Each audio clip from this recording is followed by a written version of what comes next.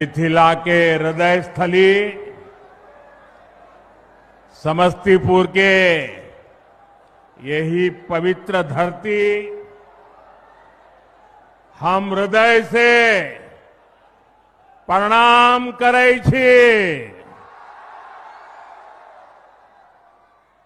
ई धरती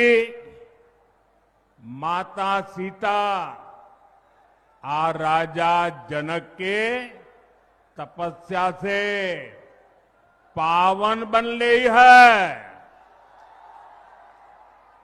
हम थनेश्वर मंदिर, बाबा कुशेश्वरनाथ, श्यामा माई,